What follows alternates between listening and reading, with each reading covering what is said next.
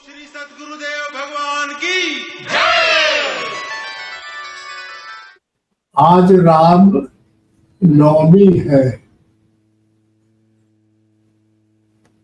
भगवान राम पैदा हुए थे आज।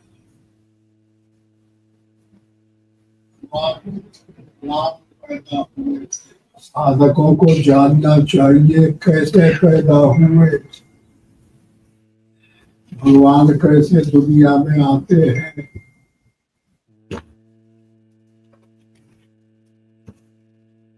भगवान कहते हैं जो पावरफुल होते हैं,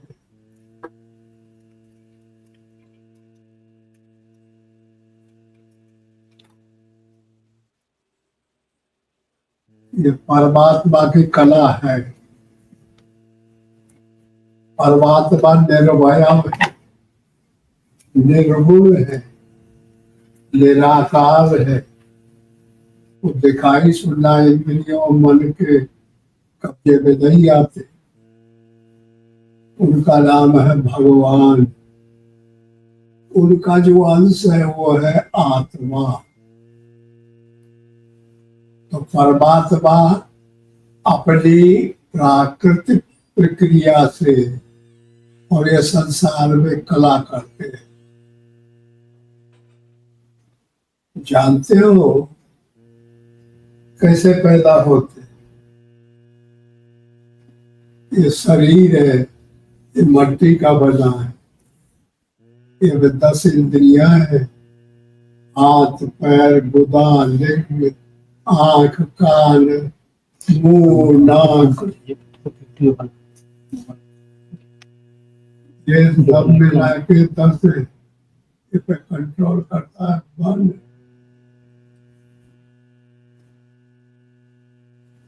जब इनमें वेग आता है,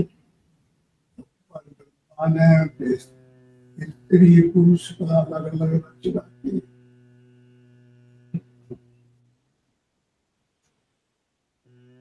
तो करते अपने स्वाद के लिए है, लेकिन उसके अंदर से आत्मा पैदा हो जाती है। भगवान राम पैदा हो गए, लड़का पैदा हो गया। लड़का शरीर मट्टी का होकर भी आत्मा परमात्मा का अंश रहता। तो खेल कूद उपद्रव इधर उधर की बातों में 5-7-10 साल बिताता है और 15-20 साल में वो जवान हो जाता है। और जवान होकर के वही माता पिता का काम करने लगता। फिर वही क्रिया शुरू हो जाती है। वो पुराना होकर के रिक्त हो जाता है, फिर लड़के वही काम करने लगते हैं, फिर अवतार हो जाता है। समझ लो, इस आत्मा का कल्याण करना है तो काम क्रोध लोभ मोह मद मत्सर आशा तृष्णा विषय वासना, ये आदमी नच फंस जाता है। एक लड़का जवान हुआ तो उसके माता पिता और जब उसकी पत्नी आ गई तो पत्नी का पति ही नहीं आसक्त होता है। तो फिर भाई भी देवर भी ये भी सब सारे बेईमानी में रच जाते। ना कोई बहन माने, ना भाई माने, ना कोई माने। ये विषय इतना खतरनाक। इसको रोकने के लिए वेद शास्त्र पुराण पंडित महात्मा लोग चिल्ला रहे हैं, पुस्तकों के द्वारा बना के फेंक रहे हैं सबके सामने। ऐसा करो, काम क्रोध की तरफ न जाओ, ज्ञान वैराग्य शांति की तरफ चलो, भगवान की तरफ चलो। इधर न जाओ, इधर गंदी है, इधर तुम गड्ढे में पड़ जाओगे, नष्ट हो जाओगे। ये माया है, इधर चलो, परमात्मा आत्मा मिलेगी, आत्मा फिर परमात्मा को पिला देगी और परमात्मा पे कल्याण कर देगा। लेकिन इतनी प्रचार और इतना अनाबंध प्रकार का जानकारी होते हुए भी शास्त्र, वेद, पुराण, हजारों पुस्तकें पढ़ के फेंक दी गई है। महापुरुषों की वाणियां बिक रही है चारों तरफ, लेकिन कोई ज्यादा असर नहीं है। मुश्किल से और हजारों में एक दो को, और वह विषय के काम क्रोध के रास्ता को छोड़ के और ज्ञान वैराग के रास्ता को, कोई कोई आत्मा इसे पकड़ लेता है और बच्चा इसे अनुराग, कोई कोई जवानी में आता है अनुराग, कोई बुढ़ापे में आता है। हजारों में एक दो आदमी ऐसा निकलता है कि वो परमात्मा के सामने लगता है, विषय का त्याग कर, उन्हीं को भगत, साधु, संत, महापुरुष, राम, कृष्ण कहा जाता है। किसी का पावर 3, 4, 5 होता, 6 होता, 7 होता, किसी के पास कला 10 होती है, 11 होती है, 12 होती है। 12 कला राम को पैदा, 16 कला से कृष्ण पैदा।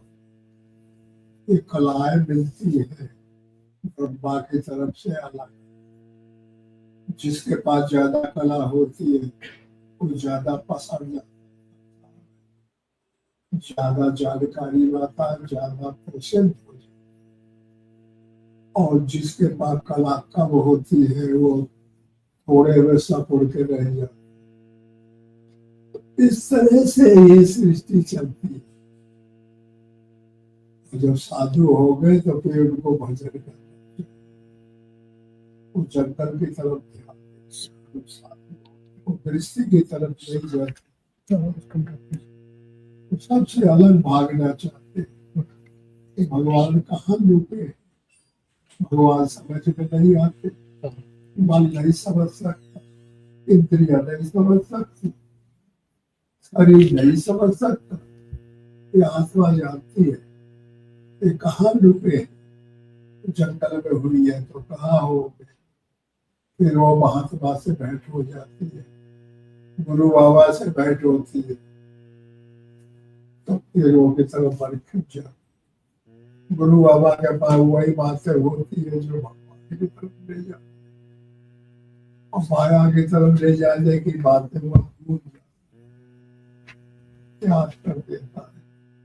उसका नाम है सत्य महात्मा। ऐसे जब भेंट हो जाती है तो फिर वो साधक भी धीरे धीरे धीरे धीरे अपनी साधना की गति पकड़ के और फिर भगवान के रूप में जो आ गया, तब फिर काल कर्म स्वभाव गुण तेरे, फिरत सदा माया के फेरे। हर आदमी परेशान काल से, कर्म से, तीनों गुणों से। काल, कर्म, स्वभाव और गुण, ये चारों घेर लिए हैं। जाने नहीं पाता ईश्वर की तरफ, माया में घेर के खड़ा कर दिया। तो को या कटघरा में रहना है, जैसे हरिया गोरू के गांव के आदमी खेत किनारे वो बैठ देते